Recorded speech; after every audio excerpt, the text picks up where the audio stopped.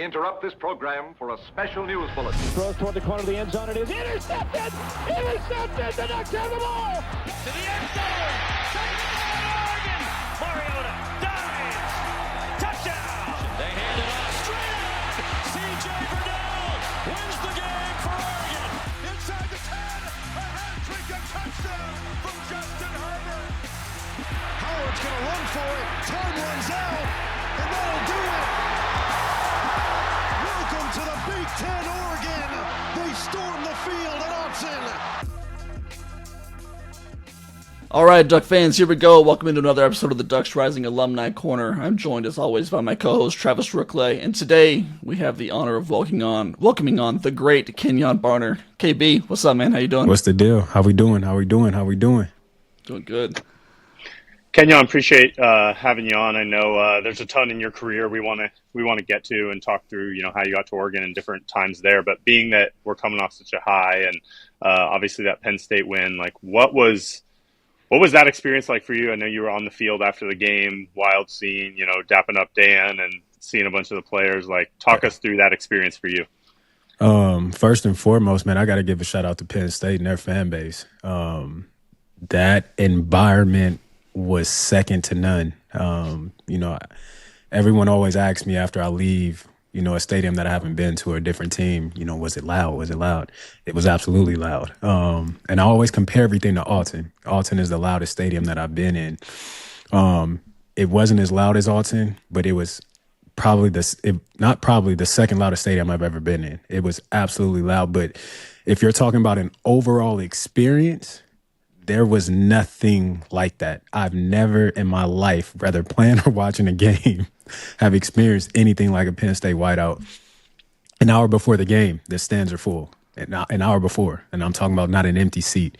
The game in itself is an instant classic. That will go down as a classic. That'll be one of them games that they show on ESPN Classics. Just an amazing experience. I absolutely want to shout out to Penn State and their fan base and the culture and traditions that they have out there because it's absolutely phenomenal. But getting to the Duckies, man, what a win. What a win. Arguably the Ohio State last game. I would even say this game is bigger than the Ohio State last year. Just because of the simple fact of you're on the road. And in my opinion, Oregon they've had Big Ten experiences, right? Being on the road in the Big Ten, but they never had a Big Ten encounter. And this was a Big Ten encounter in one of the hardest environments, toughest places to play.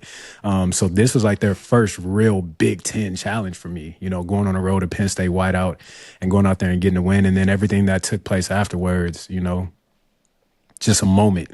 A whole lot of moments. Dan, DTM, Dan the Man. I ain't gonna call him what everybody else be calling him, but just how lucky are we to have him? You know what I'm saying? How lucky, not only him, but this entire coaching staff. When you look at the interactions between Dante and Coach Stein, like that isn't a typical player-coach relate. That's a true bond. And so when you look at how these guys go out and play, they're complete reflections of who and what this coaching staff is. So, man, just a beautiful experience. It obviously made it better that we got the dub. That makes everything better, right? But just a time, man, an absolute amazing experience. Yeah, I think I was saying this to Travis earlier in the week. Like, even if they lost, it was still going to be an incredible experience. Like you said, the fan buy-in, the whiteout was just like, it was one of those bucket list sporting events. So, like, I'm happy to have us all check off on. One of the things that is so impressive about this team, what I think made this win a little bit better than the one against Ohio State last year, is just the youth of this team. I mean, it's so young. Like, last year, that was a very veteran-laden team. Very vet So team. you kind of expect them to do that at home. Like, they stepped up. No one expected this team so young to go on the road and do that. One of those guys, Dierre Hill, you were one of the highlights, I think, of the Ducks versus them this week with that post-game hug that you shared with him. Did you kind of see that coming at all? Did you know that the cameras were right on you when you were doing that? I had no idea. I being out there in spring, I developed a relationship with a bunch of these guys. But Dierre, it's a special connection because I see myself in Dierre. Like, Dierre at his age is what I wanted to be, but I couldn't be because I got lost in being Kenjon Barner. I got lost in being a guy at Oregon. I got lost in everything that came with being an athlete on a D1 campus and starting to get notoriety, I got lost in that. And Dierre is exactly what I desired to be, what I was supposed to be. And so it's, yeah, there's a football connection, but it's more so about who that kid is. Like, that is a beautiful young man who has a spirit of gold. And so I connected with him on that level. But to see where he is now versus where he was in spring ball, let me tell you something. That wasn't the Dierre Hill that was running the ball in spring. He was raw. He was unrefined. He was trying to find his way. The growth and the evolution in a few months span of time, and that is a huge compliment to Samp. I was sitting in that room for about a month. I was out there for about the entire month of April. And sitting in that room, Samp can coach the game of football. Like, one of the greatest teachers that I've ever had was Deuce Staley, a running back coach with the Philadelphia Eagles. But overall was probably one of the greatest coaches I've had. I played for Bill. I played for Bruce. I played for Dan Quinn. I played for a bunch of people. But Deuce Staley is probably the greatest coach that I've played for, just because of his ability to connect, his ability to inspire, and his ability to teach. And when I'm sitting in that room with Samp, that's what Samp is, a teacher. I'm sitting in that room like, damn, I wish I would have had you as a coach. Like, because you can coach the game of football. You can coach this position in a way that most coaches wish and dream that they could. So it's a huge credit to Samp and what he's done in the time that he's put in with Dierre, but it's also a credit to Dierre, his ability to be a sponge. He doesn't talk much. He's going to sit back. He's going to watch. He's going to observe. He's going to listen. He's going to look you so intently in your eyes and listen to every word that you say, and then go out and try and do exactly what you said to him. He's going to put the time in. So to see where he is today it's a beautiful, like, I told him, I'm proud of you, bro. Like, I am absolutely proud of you, because no one expected you to be in this position this fast. Everybody's seen the talent, the raw talent, but no one expected it to be right now, and it's right now. Speaking kind of that position and going a little deeper on it, I know that was probably the spot where I know I was most wrong when I came to how the carries and kind of situation would shake out when it comes to the season so far. How surprised have you been at not only Hill's kind of development, touches he's getting and where he's at today, but just with the rest of the room and how that's shaken out? I'm not surprised. With Dierre, like I said, I didn't expect him to evolve and emerge as fast as he did. I didn't expect that. But when I look at Jordan Davis and being out there in the spring, I knew what he was. Absolute dog. I call him Jerome Bettis, that he's Oregon's version of Jerome Bettis, just his ability to be able to move at his size, his ability to run through a brick wall if that wall is in his way. I expected Jordan to be what Jordan is. As far as how everything is, I knew Noah was the guy. I knew Jaden was the second guy, Jay Harris, and the guy that I'm the most talented back in that room is Riggs. When you talk about just running back ability, like, he can do things that those other guys can't. And so there's I'm assuming it's consistency that's preventing him from being in the spot that he should be. Because when I watch him run the ball, and we can go back to last season versus Maryland and Illinois, where you got to see him in those spots, this dude has the ability to get out of a phone booth full of people. So he has a running back ability that a lot of those guys don't have. So him, I'm a little bit surprised, but everything else, I'm not. Even with Makai, I love Makai, great kid, but watching him, I'm looking at these other guys, I'm like, no, it's going to be hard. It's going to be tough. Like, I get what he was at Tulane, and I would love for him to grow and develop and be that here. But when you're looking at the moment, when you're looking at right now, that room is stacked. It's absolutely, you can 7-man rotation.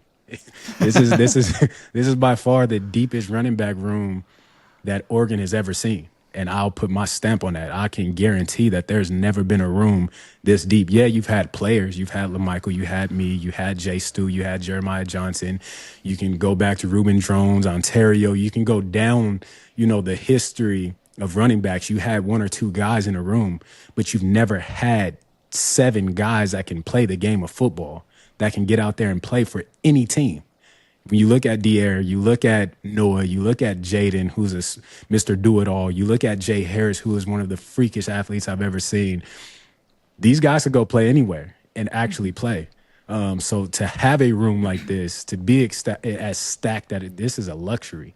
This is a luxury that a lot of colleges don't ever experience. This reminds me of those SC days where you have 5, 6 guys that you never hear of, but when they step on the scene, you're like, where did he come from? That's the type of room they have. I want to go back to something you said earlier, back with Dierre Hill. You said that he is who you wanted to be, with that young at Oregon. Get more into that, if you will. What is it specifically about him that you see that you're like, oh, I wish I had? I mean, I'm sure it's probably more mental, like you had all the skills, he has all the skills, but what is it about the way that he carries himself that you really wish you had in your day? Dierre is far more advanced than his years on this earth. He carries himself like a grown man. He carries himself like a professional athlete. As a child, he's a kid. He just left home. And so when I say he's everything that I wanted to be, it's the way that he carries himself. It's his maturity. It's his decision-making. It's his commitment, not only to football, but his commitment to himself, not willing to throw his morals and values out the way in any way that would negatively impact him. The dude is so headstrong and so focused. I wish I would have had that because my career, I would have been way better than what I was at Oregon if I would have had his commitment, if I would have had his ability to sit still, be quiet, and stay in the moment. I'm doing everything I'm not supposed to be doing. I'm going out, and I don't think he's going out like that, but I'm going out, I'm drinking, I'm doing this, I'm doing that, I'm chasing girls, I'm distracted by everything else, and then I'm going to football and I'm talented. It's not that I'm not putting the work in. I've always been a hard worker. But if I could have sacrificed the time that I spent doing nonsense and committed that to my craft and committed that to watching film and I would have been a completely different player. And so that's what I mean. He's everything that I desire, that when I look back at my younger self, that's what I desire to be. That's what I want. That's what I should have been. But I allowed, the things that come with being a college kid and being away from home, I allowed all of that to kind of take the lead for a little bit before I found my way back. But at 18, 19, I was nowhere near where Dierre Hill is from a mental standpoint, from a spiritual standpoint. I was a stray dog. I was out there running loose, So Dierre is not driving around in an orange Challenger. Is that what you're saying? No, see, I had the Camaro. It was the orange Camaro. Oh, it's the Camaro. Okay, I'm sorry. I don't think he's doing that. Yeah, listen. Times was a little bit different. We knew when Kenjon was on campus. I'm telling you, we knew when he was around. So just to tie the bow at running back, we had a user question come through from one of our Ducks Rising members yesterday. I figured I'd ask you, Kenjon, because you mentioned it. Jordan Davison, he mentioned his comparison for Jordan would be like a Lendale White, and you got a little Reggie Bush, Lendale White going with Dierre and Davison. But it sounds like you're going with the bus. Yeah, when I look at him, I like Lendale White. I like that. Literally, this was yesterday, the day before. I was talking to my dad. I was like, this is like that Lendale White, Reggie Bush. And I'm not saying that they're that because Reggie Bush, the most electrifying player college football has arguably ever seen. Lendale White was a huge proponent in Reggie Bush being able to be what he was, right? You had the two different styles. You had Lendale White, who was the power back, but who was coming in and taking a punishment, wearing the defense down, and Reggie was coming in and doing his thing. But what you see with Jordan and Dierre, they can both do it. You haven't been able to see Jordan in the spots that you've seen Dierre, but Jordan can run the football. There was a run that he had. This was versus, I want to say Oregon State. Mm-hmm. His ability, it's small cuts at the back position, right? Stand in control, stand up under your body. He got out to the right, got in real quick, found a hole. It was a beautiful run, but at his size, you wouldn't expect a guy to be able to do that at his size. But I do like the Lendale White comparison because he's an athlete. He can move, he can run. We just haven't been able to see him really outside of them goal line spots. But once we were able to see him in the full field of play, you're going to see how special this kid is and why he was the number one back in his class. I want to ask you about Dan's motivational tactics. I mean, it's been a topic of conversation since he got here, pretty much. I think that a lot of fans, how they get to see that in the Ducks versus them, they want to run through a wall for him. Obviously, It's having the intended effect on players too. It appears. Yeah. What's your reaction when you hear some of his speeches? I mean, you're probably now closer to the fan on the couch watching it than the player going out there to play, but you know the perspective of both sides. You see that, you know what they're feeling. What's it been like to kind of watch that evolution? Dan makes you want to put pads on and go play. Like literally, when I hear Dan talk, like the athlete never goes anywhere, right? You'll be an athlete for the rest of your life. And so when I hear Dan, he reaches, he touches that, he touches deep down and he pulls it out of you where I want to run through a brick wall. I'm juiced. I'm ready to play. When I hear him talk about them Penn State fans, 110,000, and they ain't gonna do not one of them gonna be like Dan is a great motivator, and he finds a way to do it mentally. Going into this Penn State game, there were two reasons why I thought we would win. Dante Moore being better than Drew Allard. I think Drew has been built up he's been built up by the media to be something that he's not. And then when it came down to the coaches, Dan over Coach Franklin. Love Coach Franklin, great guy.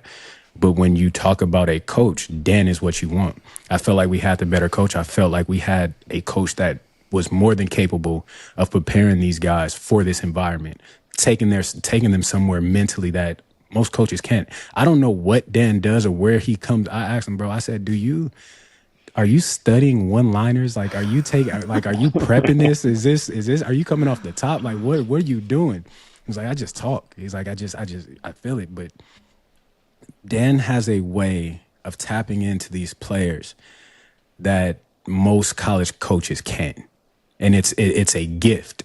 It's not something that can be rehearsed. It's not something that can be practiced. It's not something that can be learned. It's either in you or it's not. It's not on him. It's in him. This is who he is. He's a motivator. He's a guy that can get you to go to another level, that can reach you mentally and take your he is a phenomenal motivator. He's a phenomenal coach. But more importantly, it's authentic, right? A lot of coaches, you do this and it's rehearsed, it's practiced. This is authentic. It's organic. And when it is that, players will run through a brick wall for you. They'll latch on to you. They'll buy into it because they know you're being real and he comes from a real place. We are absolutely, unequivocally blessed to have Dan Lanning at the head of this program.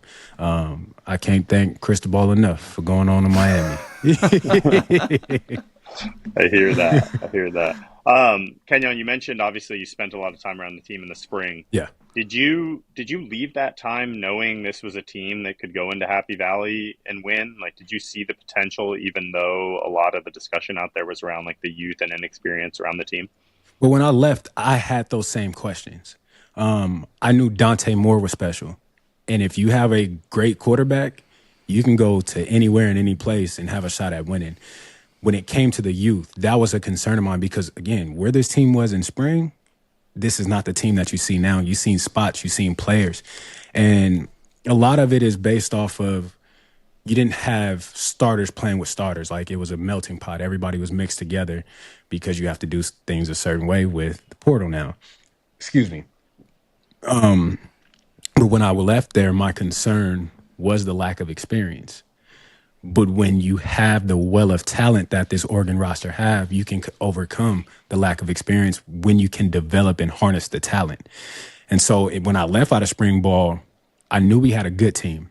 I didn't know how good or how great this team could be because, again, you didn't see the D-line with the D-line. You didn't see the starters. You seen everybody mixed together, so you never got a full vision of what this team really was. And I said that coming out of spring ball, people, what do you think about the team? You can't develop an opinion on this team right now. You can do it based on the individual player, but not collectively as a whole because you don't have your true starters practicing with your starters. I knew this team was good.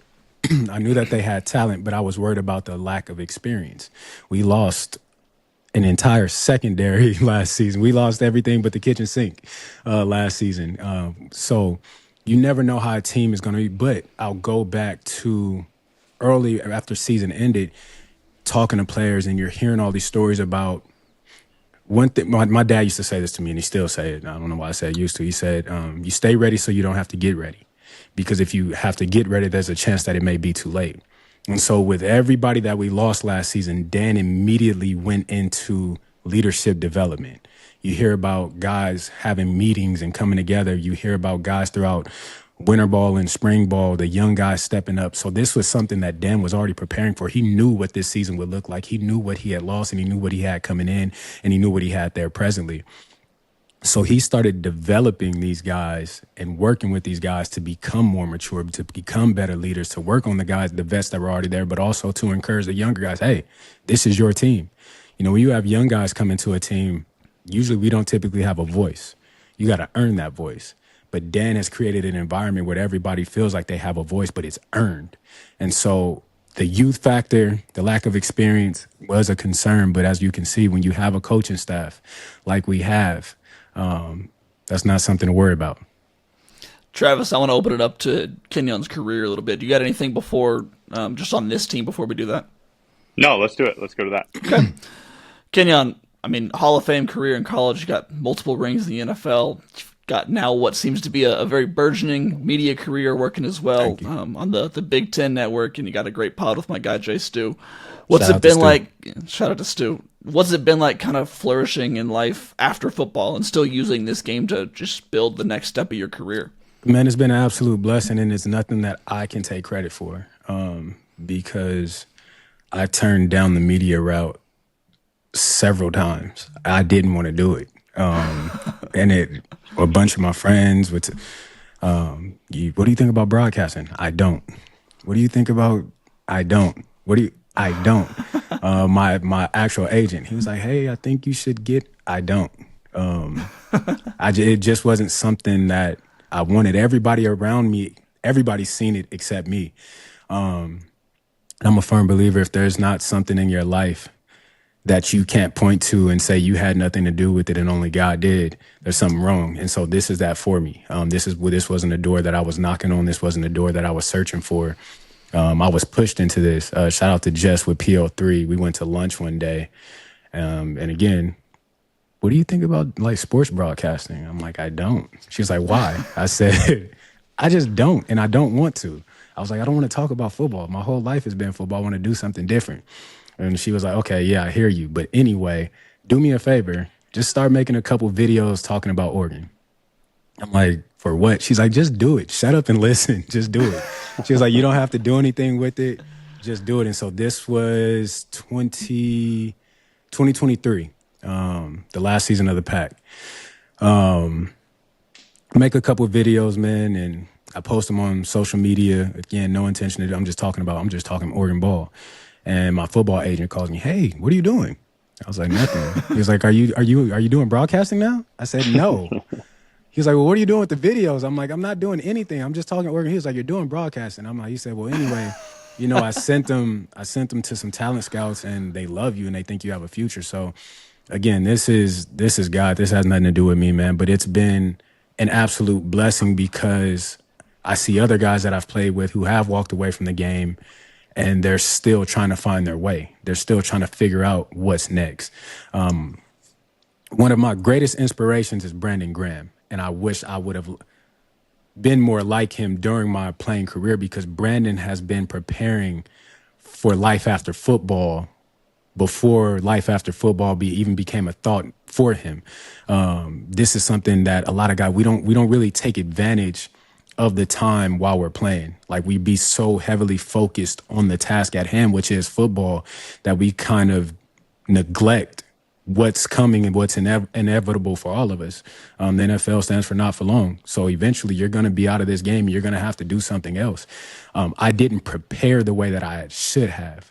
And thank God that he's opened doors for me that kind of fit right with my personality, that fit right with the areas in which he's blessed me with.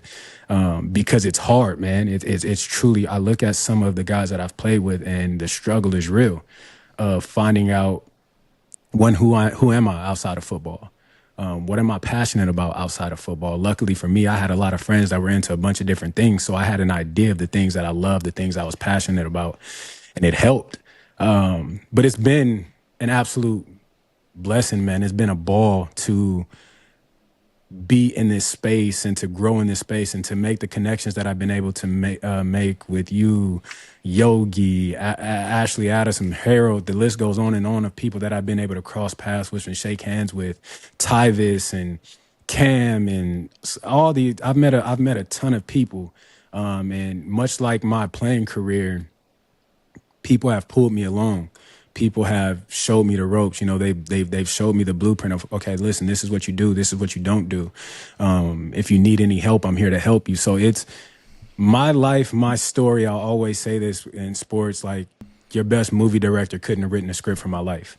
I've had a unique path. I've had people pour into me and latch on to me that it just doesn't happen.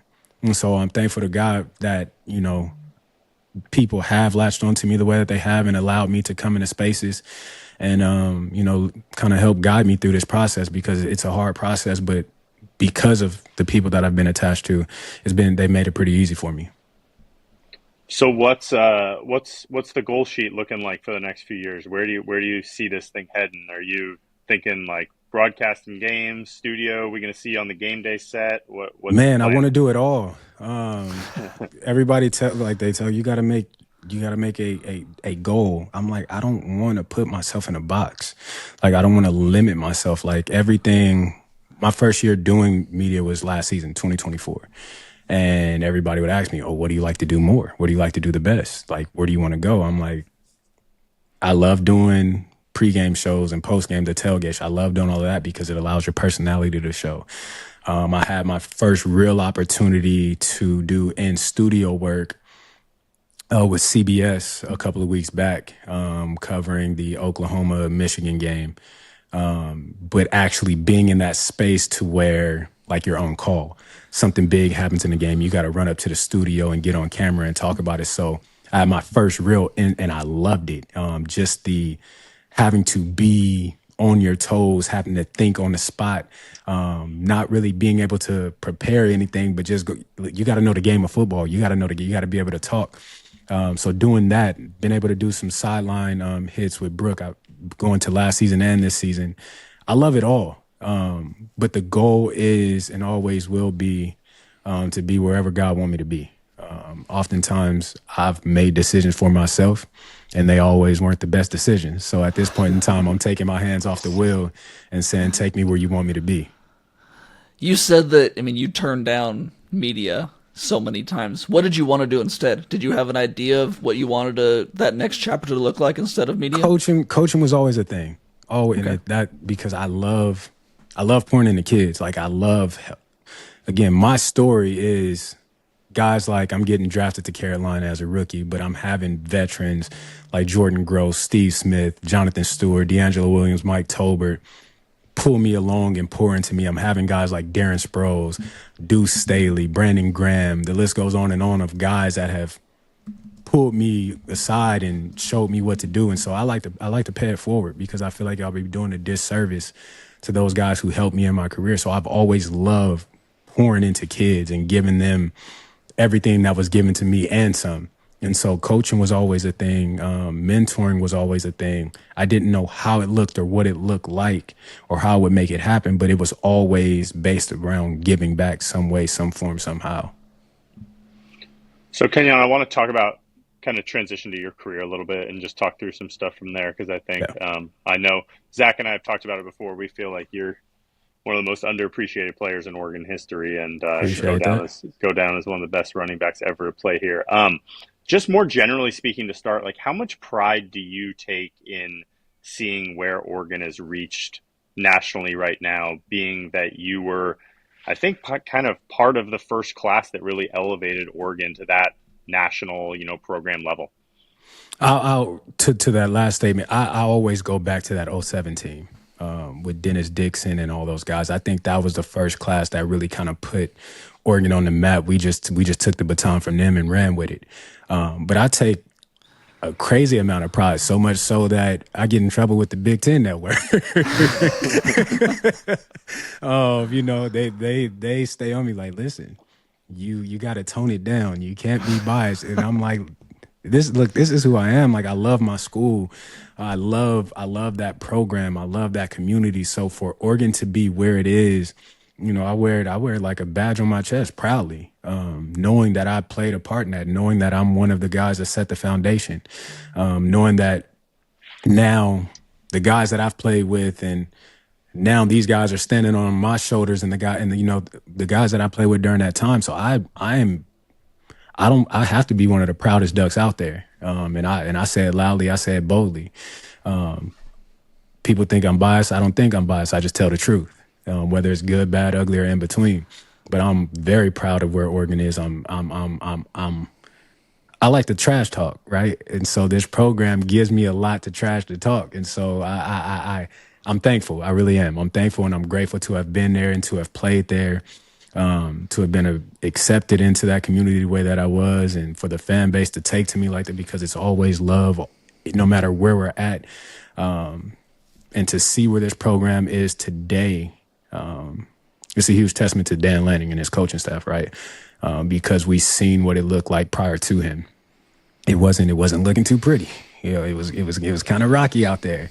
And so when you have the right man in place and you have the right players, things start moving in the right direction, and we're moving in the right direction. Okay, well, I'm going to ask you a question that allows you to be a little bit biased and allow you to Please talk do. a little bit of trash, but Please it's going to do. be against some of your fellow Ducks, so just warning you. Okay. Was that 2012 team the best Oregon team ever? In spots, possibly. Okay. I think that I don't know. That 2012 team was special. That 2012 team was special. I think it is. You have my vote. It was special, man. It's hard for me because I think I go back to that 2007 team, right? That defense that they had was phenomenal. D-boys. Yeah, it was, and we didn't have that. So like I said, in spots, yes. That's a great debate. That's a great. It really is. And I've actually had this conversation with Garen and Dennis and Stu and all those guys.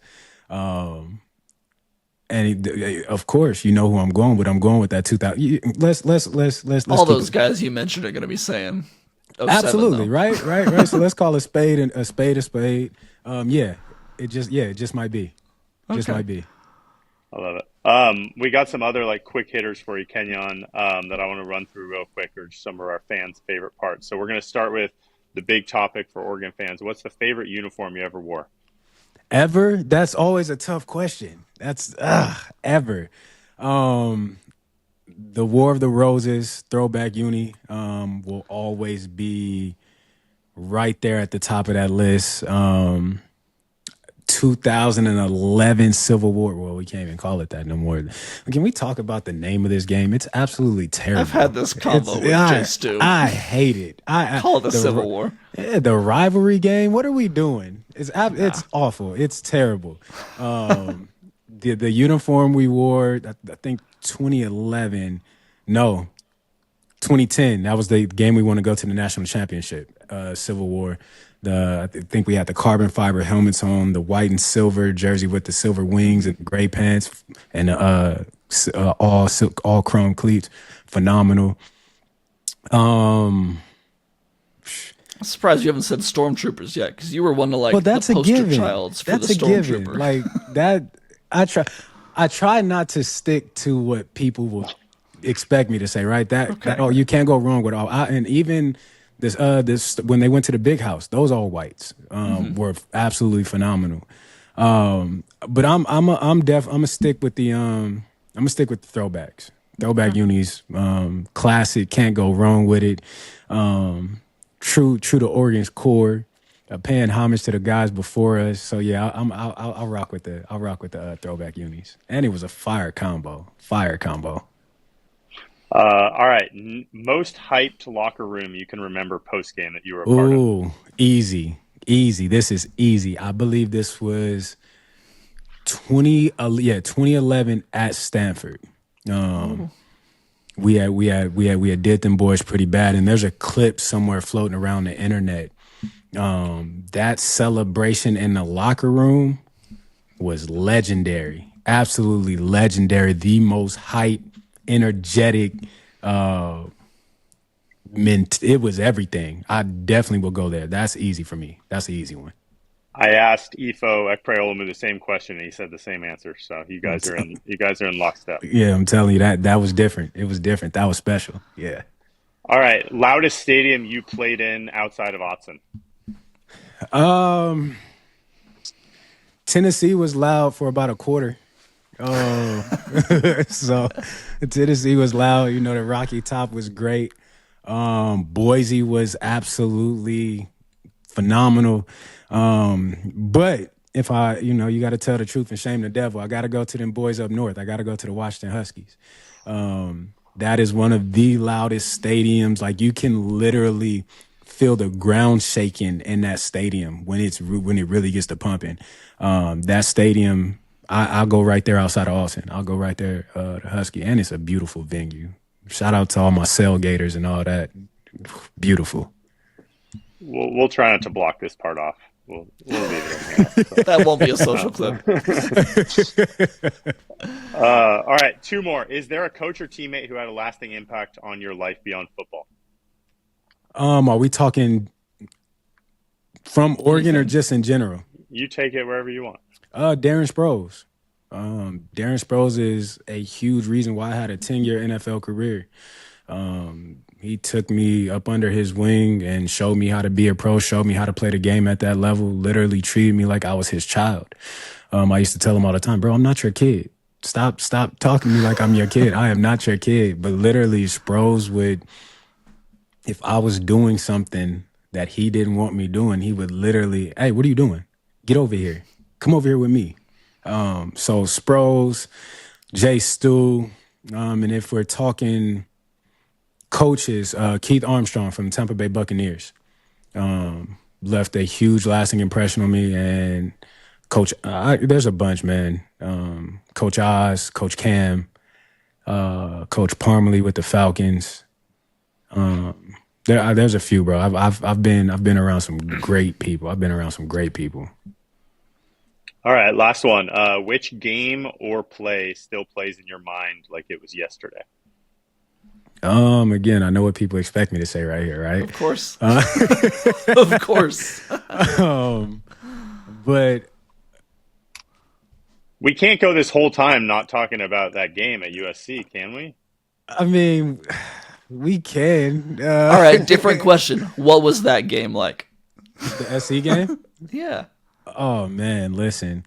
It was one of them moments, for basketball players. They talk about the rim being as big as the ocean. That was one of them games. I think every player that's been able to experience that mode, right, where you just go black, you don't see anything, you don't hear anything, you're just in this zone, and there's nothing that no one can do that they can't. You feel literally untouchable. I felt like every time that ball was in my hands, I knew I was going somewhere. I knew. I didn't care who was in front of me. I didn't care how many guys was around me. I just knew this is going to be a positive gain, and it's not just going to be 2-3 yards. I'm about to bust. I remember, I always say this about that game. I had some friends in the stands like early. I don't even know how they got in the stadium this early. But we go out there because we had just got to the stadium. And so I go out, I do my walk around, I see my boys. They're SC fans. And so I remember going up to them and they talking their trash. And I was like, hey, I apologize for what I'm about to do to y'all. I just felt it. Like, I felt it. I will never say that I knew I was going to run for 300 yards and 5 touchdowns.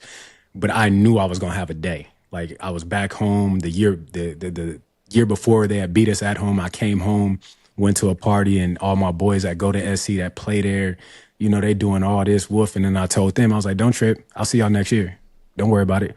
But that was one of them games where you just in that mode. Like, you just feel, even after the game, people are like, are you tired? I'm like, nah, I can literally keep playing. Like, I don't feel like I played. It was just a unique experience. It was an out-of-body experience. That's what that game was. So we can go SC, right? We can go that game. We can go there. I think we just did. We did. But if we're talking about a specific play, LaMichael James, Tennessee, one of the greatest runs I've ever seen in my life. Sheer will, power, grit. I'm not going to be stopped. I don't care if you're hanging on my legs. I don't care if you're hanging on my back. I don't care if you're 270 pounds. I'm getting to the end zone and I'm touching paint. One of the greatest runs I've ever seen in my life. I love it.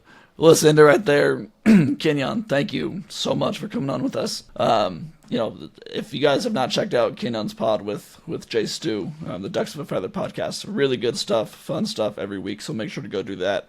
Kenjon, I'm sure we'll be seeing you a lot more the rest of this year. It should be a lot of fun. Can't wait for it. Thank you again. Appreciate y'all. Let's go Ducks, baby. Thanks, Kenyon.